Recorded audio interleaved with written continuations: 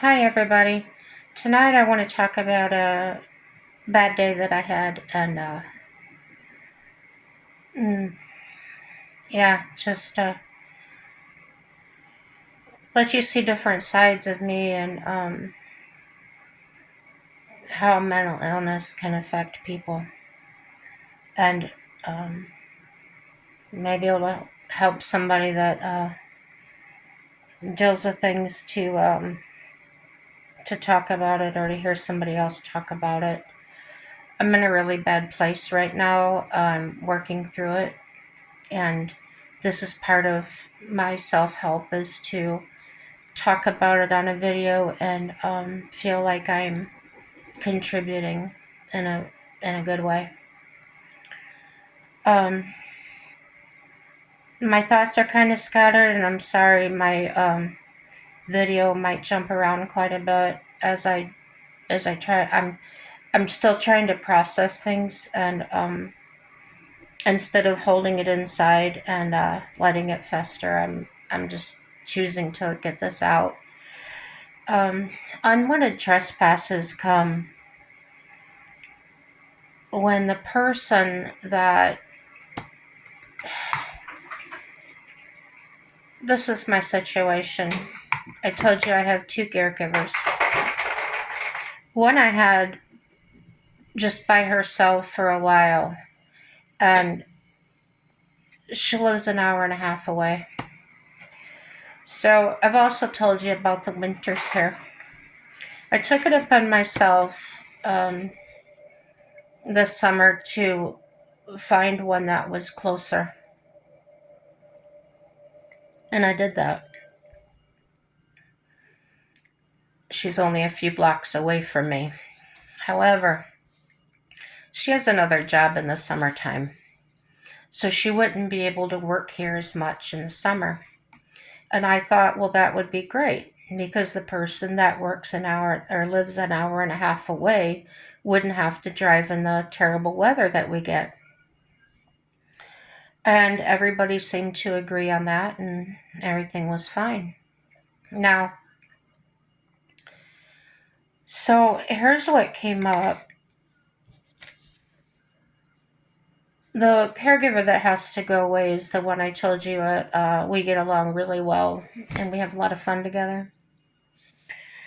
So it was the other one that I called that was my only caregiver for a while. And she was put on backup, and she was very aware of that. Three-way calls with my social worker, things like everything is above board. So I phoned her earlier today to ask her, and this is how I said it. Um, I said, would you be able to work these days? This is a month notice, okay? So I just said, would you be able to come in and work these days? Her immediate reaction was, well, what happened to so and so? And the tone sounded to me like almost like a jealousy, or I don't know what. So immediately my guard goes up, my shield comes up, because I go into a conversation with an open mind and things, and then suddenly I'm feeling like I'm being attacked with words. So the shield comes up, the walls go up, and if I let it keep going, I will shut down and just hang up the phone and not do anything. But I wasn't going to do that. Um, so I just said, well, what do you mean by that? Because after all, this is her situation, not mine. And, well, I thought she was working for you now and blah, blah, blah, blah, blah. And I says, I know I had this conversation with her. I know that this was all settled. What is she trying to do here? What is she trying to accomplish? And so I remembered the things that I had researched for these videos and things, and I I looked for the evidence myself. Is there evidence of me choosing someone that I like better than her? No, because at the time these decisions were made, I didn't know my new caregiver. We met one time, and I interviewed her, and that was it. I don't like to get attached to caregivers for the simple fact that they can get to where they feel so comfortable with you, they get lazy. Um, they're not on their toes, they get slack, um, and things like that. Friendly, but not close. Okay. So when the person that is in charge of your care adds to the burden you're carrying, that's what I'm going to talk about.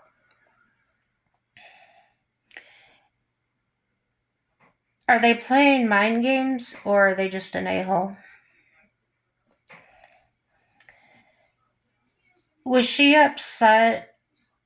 Uh, was she actually losing hours? The winter drive is an hour and a half versus a person a few blocks away. Um, I felt like I was doing right by her. Um, and during the conversations we had, we talked about that, and she was okay with that at the time. I called her for Thanksgiving, and it's not like she was just let go or never thought about again. Um, so this is definitely a her problem. Um, why should I have to even think about that? And that's what I'm asking myself. When I get off the phone with her, well, before I get off the phone, she says, "Well, I have to think about it."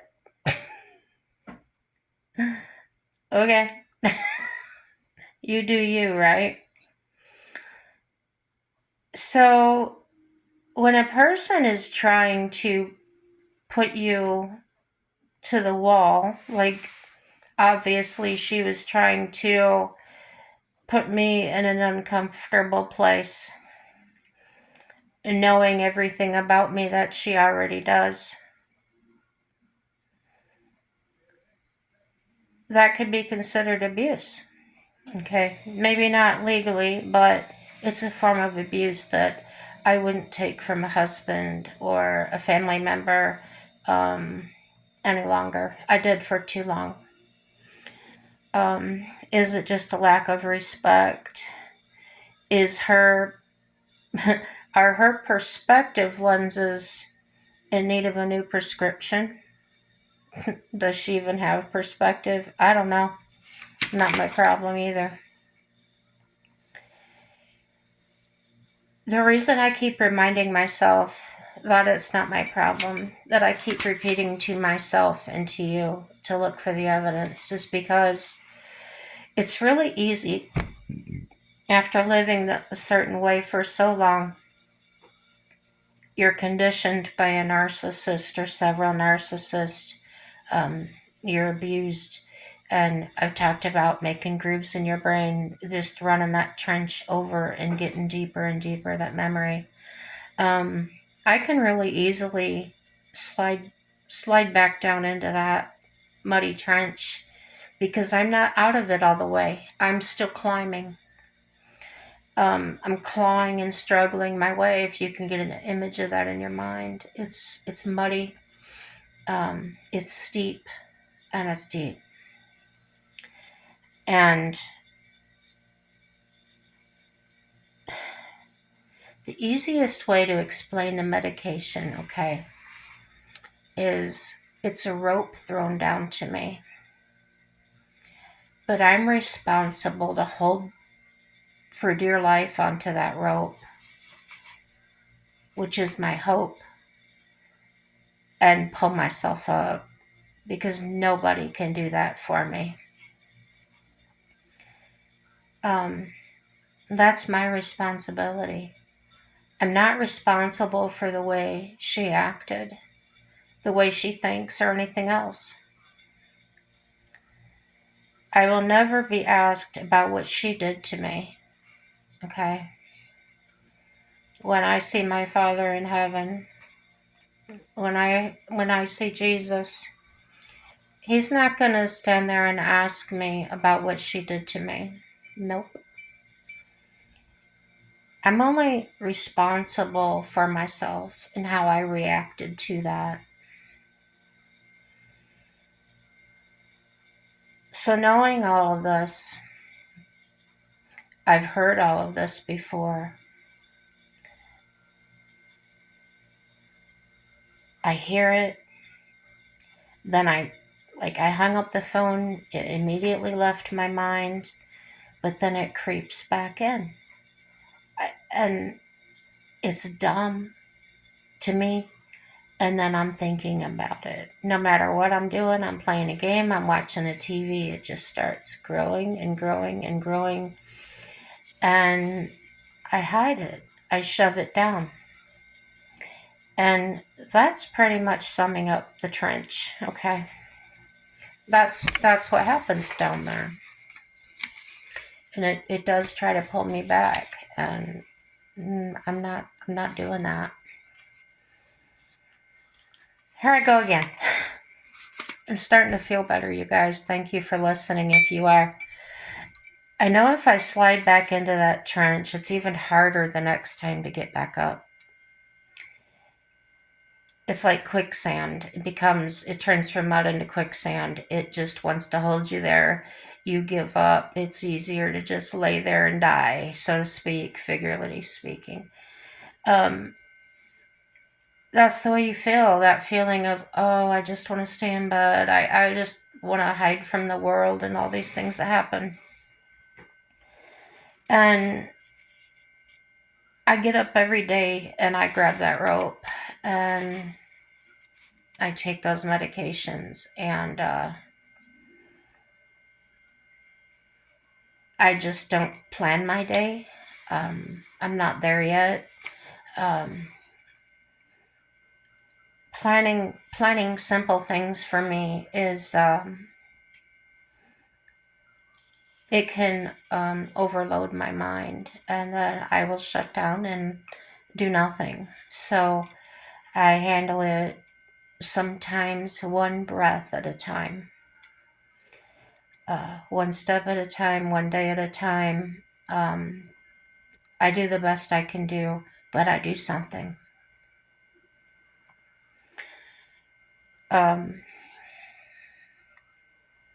We're all warriors, and I mean everybody. But do we recognize our true enemy? It's like, okay,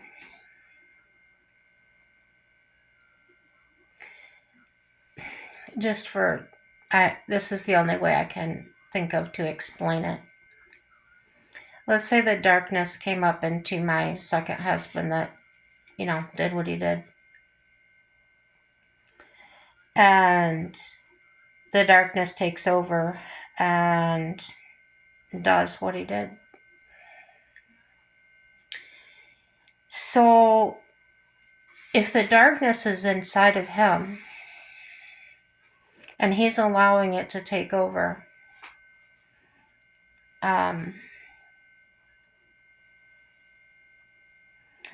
if I attack him, it's like seeing a reflection of that evil in the mirror and thinking that that person is the evil one, when it's actually inside of them. So it's like seeing a reflection in the mirror, then punching it, only breaking the mirror and getting blood on your own hands. Because God said to to not murder anybody. And a person that at the core is not aware of what state their spirit is in, um, has no control. They're just living in a shell. It can be occupied by bad things. And no, I'm not talking about demons, so don't even go there. Do I believe in demons? Absolutely. You can't believe in God and not believe that they exist, okay? But that's a whole nother thing, and I'm not here to preach. On that note, though, when I'm talking about the mirror and punching the mirror, and you're not harming the enemy whatsoever. You've actually punched to the mirror of the mirror is the person that is harboring this thing.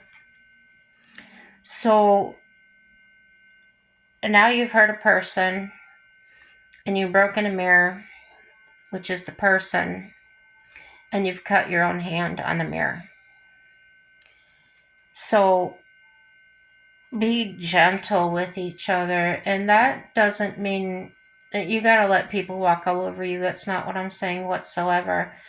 When God said turn the other cheek, he didn't mean for you to lay down and let people walk all over you.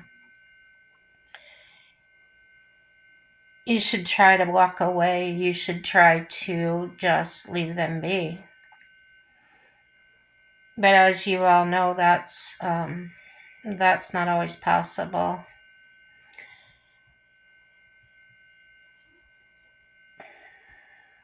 When he left me, just like the first one, I was kind to them. The second one, the woman that he left me for actually called me to antagonize me, to purposely try to hurt me more. Made the statement to several people that she wanted me dead. Yeah. So anyway, she started calling me. And I would always answer the phone very cheerful. And she would just start right off the bat calling me the B word, calling me names, and singing to me, I got your man, and I would just smile through it. I'd set the phone down on the car seat or wherever I was at the table, at the restaurant, whatever I was doing, I just set the phone down. I didn't have to listen to it. And when I heard the phone go quiet, I'd pick it up and I would say, thank you so much for that. And she would get dead silent.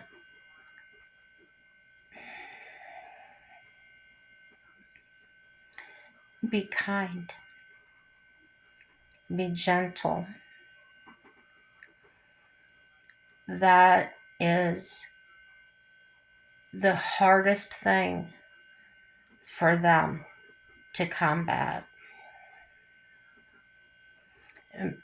Be silent and you'll say a million words. You'll retain power by not displaying power, by not showing them your guns or your, yeah, it takes two to tango, people.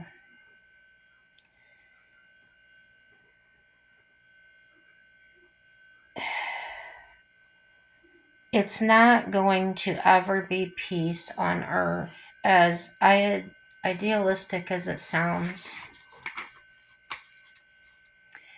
And that's not a bad thing, okay? That's not the way God designed it to be. You're living in La La Land if you think different. Let's be a light to each other. because the darkness is there waiting for any opportunity to jump in and take you over. And it begins, as I've said before, with the things that you're taking in every day. You don't. It just slides in so easily that you're not even aware that you're being poisoned. Okay. Um, it seems exciting. It seems interesting. It seems new. Whatever it may be. I don't know. It could be anything. Anything that would dazzle you. And before you know it, your life's in a totally different place that you thought it might end up. And if you were to be able to get up high and look down at your trail like you were looking at a road map, you would probably have 20/20 hindsight, because you would see exactly where you made different turns and different choices, and maybe you would have looked at it and saw, oh man, I could have just got there so much quicker if I would have taken that route. So think about those things, and guide your own horse. You can't ride it for somebody else, and they can't ride it for you. They can't ride yours for you.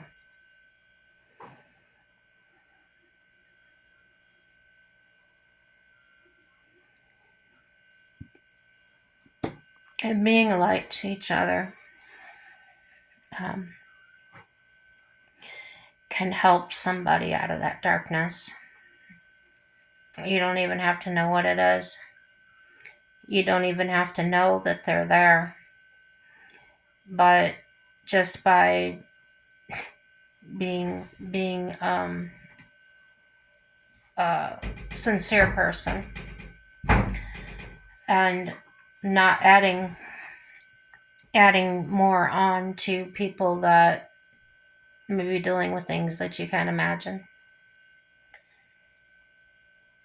you may end up actually showing them a way out, that things aren't so bad, or there are good people out there. You may be giving them anything to cling to at that time. Um, the people I feel like we need to pray for the most are the leaders, the ones that are teaching our youth. And yeah, there's so many subjects going on about that, conversations. I'm not even going to go there either, because that's no. And yes, I'm venting off some pressure, some buildup. I really got hot tonight. I was finding myself in a really difficult life situation that shouldn't have come up. It was dealt with last year, so I thought I was. Um, I'm really up on my personal business, my bills, things like that. And so this certain situation come up, and it wasn't a bill, but it was something else that was extremely important, and could ruin me financially. So it was dealt with last year, but then I'm talking to people on the phone, and lo and behold, nobody has any clue of what I'm talking about. They have nothing from me. And so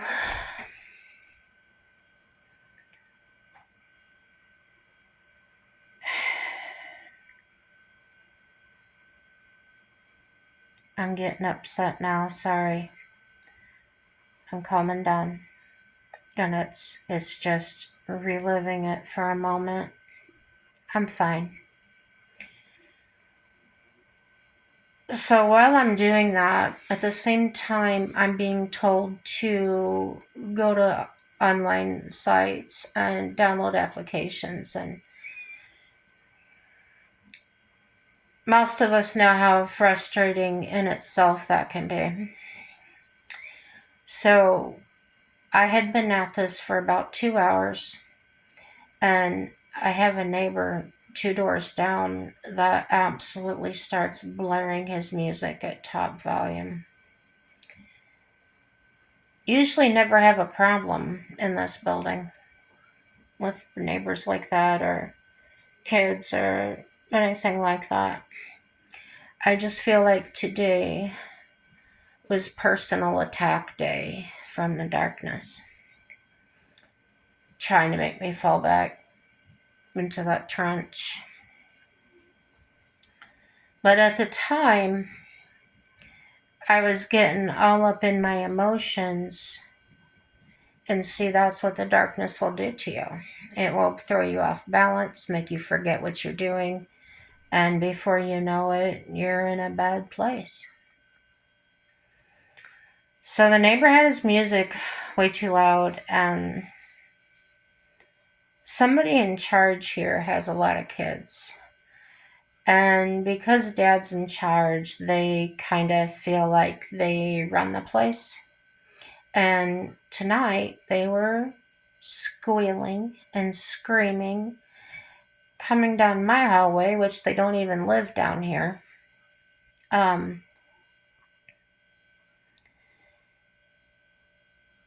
so in this virtual crisis that I'm having, outside things were building inside of me. I didn't know how to relieve the pressure. It got hot.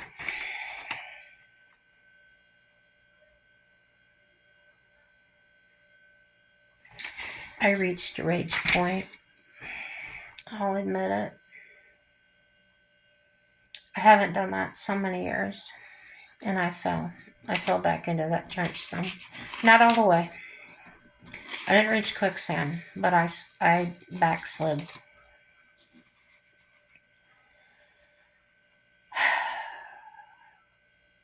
My husband helped me,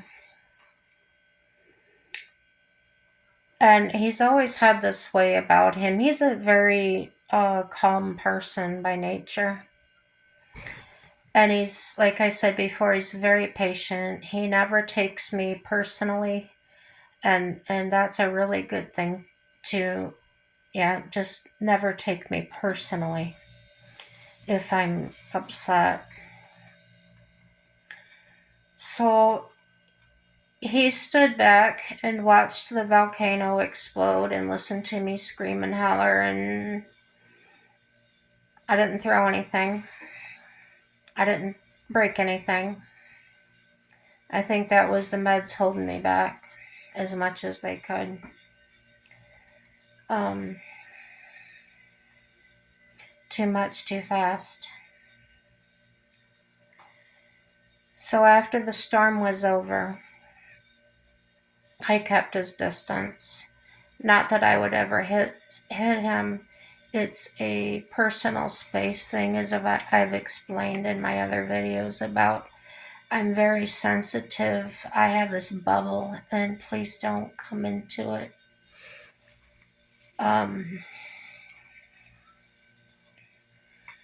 So he helped me find the way out of that tunnel I was in, that trench I was starting to fall into. Here was my light standing there showing me this is the way out. Then, when I was okay, he went down and asked the neighbor to turn the music down. And I decided, look, the rage did not win this time. Another win for me, and I felt empowered, and to even test that, to prove to myself that I was in control. I did walk down and talk to those children, and I was kind and I was calm.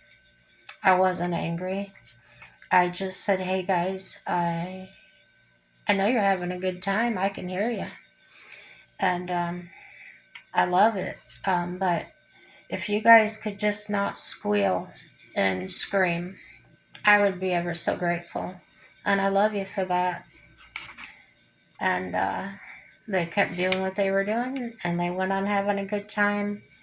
And not one scream, not one squeal after that. I won.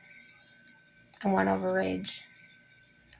And it worked out. Another thing that I wanted to touch on that I've talked about before is emotional support animals.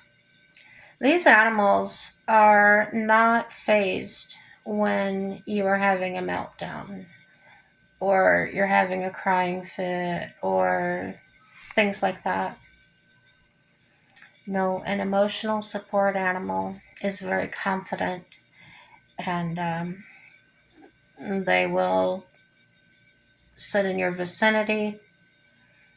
They will approach you. They're confident. They're not afraid of you. And my cat really came through for me tonight. I cannot say enough about her. When I was raging, she walks right up to my wheelchair and sits down in front of me and looks at me. And looking at her brought me down. Just enough to where I could think, I could stop and think again. Start to calm those emotions, start to focus on what was actually in front of me and not focus on what was going on in my mind. She sat there observing me, and when I guess she sensed or noticed that I was getting more calm, um, I don't know if I was, because I don't remember a lot of it when I do that. She actually jumped up on the table in front of me and sat down again, looking at me. And there's something to be said for the look in an animal's eyes when you've just had a massive emotional episode and they just give you this calm look and you just know it's okay. I looked at her for a minute and then I looked away. She approached me then and just put her paw right here asking me to hold her, so I did. And when I did, she reached up and put her paw on me. I like to think of it as a hug, and she rolled her head into me. That's what an emotional support animal to me means. Um, it's not just a pet that you own that lounges around, that is more worried about you serving them. You do take care of them. They're well taken care of. I know you love your animals and they're well taken care of, but you've got to let an animal be an animal. They're not people.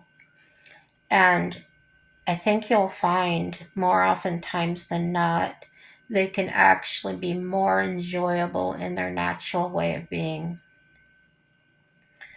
But there I go getting opinionated again, and you guys don't need any more of that.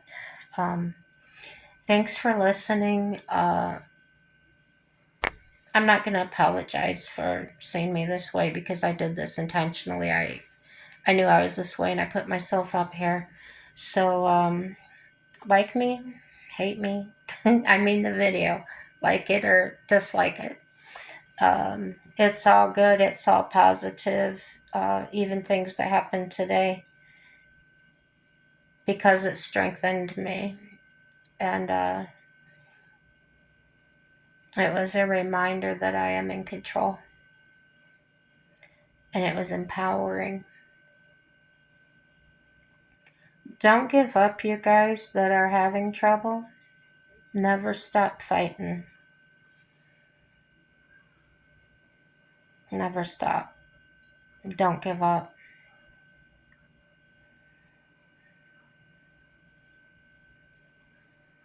If anybody would get on here and comment and change this track I keep playing over and over in my mind, and I keep falling back on these subjects, guys. I don't like it, but as of right now, I don't know what else to talk about. I promised you better videos. I do plan on making better videos. However, the weather has not been cooperating, and the fact that I want to go out to the gym. I want to get back out there. I want to do some more driving. But you got to be responsible. You got to watch your gas. You got to, take into consideration road conditions and things like that. And is this trip really worth it? So, yeah. I was going to go to the gym tomorrow. My caregiver comes back. But I'm not in any way right now to be social. So unfortunately, my contact with her is just going to have to be professional tomorrow, and not friends type of way. This is a hard time of the year for me anyway, to be honest. February of 2007 is when that happened to my dad. And it's about this time of the year I start getting weird. I don't even have to think about it. I think it's just in there and knowing. Like I said, I don't dwell on it. It's not a conscious thing that I think about. But yeah, it's till I get these things dealt with out of me, learn how to live with it in a peaceful way. I don't know. Yeah. Comments, guys. That's what I'm looking for. Comments. Subscribers might come. They might not. That's alright. Just want to know how I'm doing. Give me some encouragement. Let me know if you need encouragement. Get me out of my head. Seriously though, the videos do help. Just sitting here talking to you, talking to myself, whatever this is like. It's all positive and it's all good. And as you can see at the beginning of the video, I had no smile on my face, but now I do. Thank you if you stayed for the whole video. And if you didn't, that's okay too, because like I said, sometimes I just can't handle people either. And that's okay.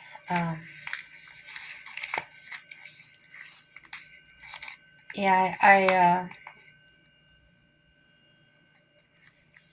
I appreciate other people's viewpoints, and really like to hear from you. A happy day, yeah. Bye-bye.